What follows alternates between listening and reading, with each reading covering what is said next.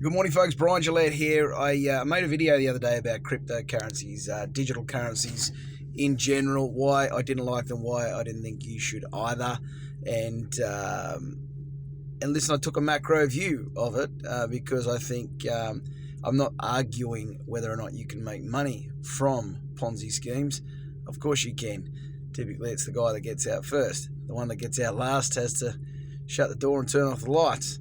But do I think digital currencies have longevity? I think while ever people support them, of course they will, but I don't see it taking us to a good place. In fact, I see it as a totalitarian's wet dream, because now all of a sudden you can use the lawmakers, which will happen, to take control, and all other cryptos will be outlawed. Our present-day fiat broken system will be fully broken at that stage. They'll crash the economy. And you'll be on some sort of universal basic income, and we'll be on a digital, some sort of digital centralized bank, maybe one of the CBDCs as they refer to them as, or a Fed coin as I've said before, or some sort of here's your currency, it's digital, and we have full control of you now, and you have no other option but to use that.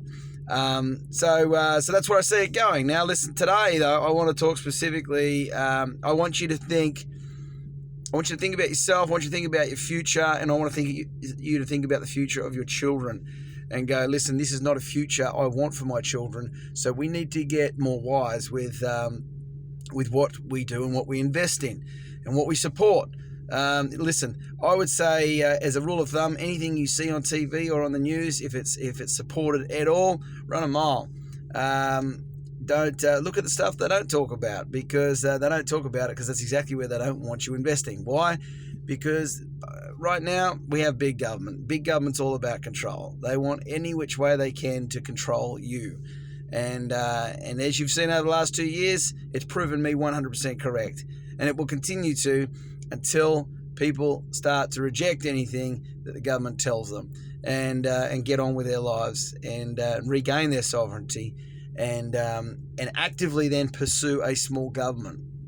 So I don't want to spend, again, a lot of time on that. What today I want to talk to you guys about is gold and silver as an asset class. Many of you have reached back out, commented, and what have you on the previous video, and some direct comments have come through and questions have come through about, well, if not that, what? Now, obviously, everyone knows I'm a big property guy. I've made the vast amount of my wealth has been made through property. But I'm also invested in other things, and one of those, of course, is gold and silver, precious metals. Why?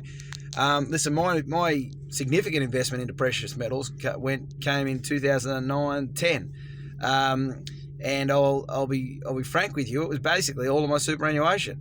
I didn't pay much respect to superannuation back then. I saw it as a government scheme where they force employees to put money in there, or force you to save, and I saw that as a bit of a farce. I go, it's my money, I should be able to access it. But I figured, you know what, I know what you guys are up to, and at some stage, I don't trust the government. You're probably going to steal it, and you'll find a way to get your grubby hands on it. So I guess I just ignored it. Whatever's there is there. If I get it someday, bonus, but I'm not going to expect it. Then came along SMSF, self-managed super funds, and many of you know about the self-managed super funds. Many of you probably have them. If you don't, I'd encourage you to get one, take your money out and invest it as you see fit, right? Not the government. I remember when they used to question you on how aggressive do you want your investment strategy to be, which came through the superannuation fund. You tick a box. Oh, I'm feeling game today. Yeah, go aggressive, go hard, guys. And they would make super profits off the back of your money. What a freaking joke. Anyway, take it out. I did. Took it out into a self-managed super fund, and I lumped all of that into gold and silver. Why did I do that? I had other advisors saying, no, you can do this and you can do that. You can get more creative. You can leverage the money there. Borrow against it. No, not interested. I want it as a hedge. I want it as insurance. That's the way I viewed gold and silver. And really, I view it, obviously, now I want to talk about the fact that it's tangible, the fact that it's got many other uses. But really, back then, it was purely, for me, a hedge, an insurance. I was spending most of my time, energy, money, and making most of my money out of property. It's the biggest asset class in the world. So in my back of my mind, if I'm so heavily invested in this asset class and something goes wrong and it tanks or it cools or it's going down for whatever reason, what's going up? And in my mind, pretty simplistic. Well, gold's always, I mean, that would be a pretty catastrophic. There'd be some pretty significant problems going on if the property prices were crashing. And given so many people are so exposed to that asset class, they're going to be looking for a safe haven for their cash. And so gold and silver generally performs well in those times. So in times of uncertainty, people rush to something that is solid, that's known. And gold has always historically been that safe haven for people. So that was the logic behind why I put money in.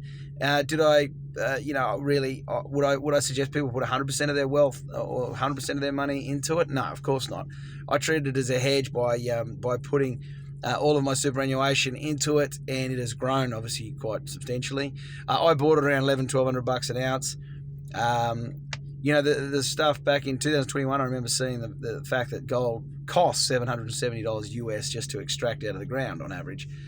So if you're going to have a viable business in gold mining, you probably want to be pulling, at least $1,100 or $1,200 an ounce to make it profitable. But now and when the GFC hit, it went up quite substantially. It went up above $1,800 an ounce. It's spiked over 2,000 recently. 2,000 US an ounce, and I would largely say it's found new support at $1,800 an ounce, because even though it's dipped below once or twice in the last couple of years, generally speaking, it looks to me like $1,800 gives gold at the moment a reasonable support. Doesn't look like it's showing any signs of breaking through that heavily. So it looks. So I would say if you were buying at anything around or between $1,800 and $1,850, or even $1,800 and $1,900, I think you're buying quite well at the moment. Why? Because we've seen a lot of turmoil in the last 2 years, but gold hasn't necessarily responded, or silver. Maybe silver. Silver generally tracks, and you've got a difference of generally between 5 and 17 times. I think it was.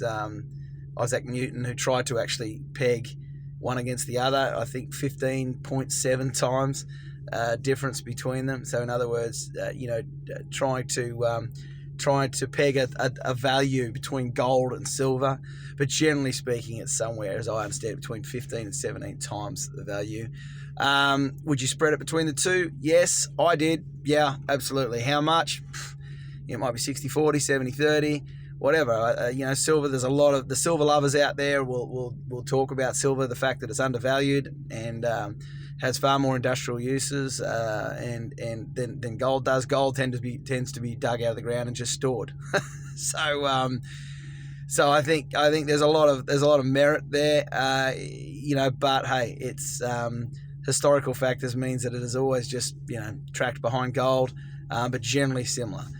In terms of going up and down with gold. So as a store of value, silver also has it, but I guess in real terms, if you're going to buy it and take up a lot less space, gold takes up a lot less space for the value that you hold versus silver. A lot easier to probably cart around too than that much worth of silver. Not suggesting you buy precious metals and shove them under your pillow. There are other alternative methods for you guys if you're out there buying gold and silver. Yes, of course you can buy physical stuff from those who are in Perth. You can buy it from, the Perth Mint. But there's always generally gold dealers around you can go and buy precious metals from if you want to physically be holding it. Otherwise, there's syndications and so forth, bullion companies where they are audited, they're insured, they hold it in their vaults, and you can effectively buy X amount, whatever number you want of that, and that's probably the next best. Is having it sitting there and knowing that it's safe, audited, insured, and your money there is safe, and they send you reports, and you can always go in and get it out too for a small administrative fee. You can literally draw the physical gold out of many of those places, if that's that's also worth knowing. So do I like gold and silver as an asset class? Yes, I do. Do I think it is a great hedge? Yes, I do. Do I think it's good buying right now? Yes, I do, because like I say, it's been bumbling along around that 1800 US an ounce for a couple of years, whilst we've been going through some of the more turmoil than we probably ever have in our lifetime. So it hasn't yet responded, and I think that's purely because at the moment the flooded markets with so much cash there is a sense of euphoria. There's a sense of money still in circulation. Maybe not euphoria, maybe wrong use of words, but there's at least a sense of artificial wealth still around, where there's a lot of cash in circulation, people's values of their properties are high, but that sentiment and that and let's say the cash that's available to people feels like it's starting to sort of tighten a little bit. Inflation numbers are obviously rising, so things are becoming more expensive for folks. Day-to-day costs are rising, and their wages aren't necessarily rising with that, and certainly not at the same pace, particularly if they're not self-employed.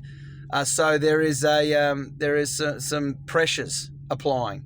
So that's why I think things that are tangible like gold and silver are definitely worth having in your portfolio. I think they're still good buying right now. We will see them respond and to what's going on. And will you make a yield from it? No, but will you be sitting there knowing you at least have something real sitting there in times of uncertainty that will likely go up heavily in value in the years ahead? Yes, and what a great way to offset any potential slide that might be happening in the value of your property or in any other real estate investments you might have.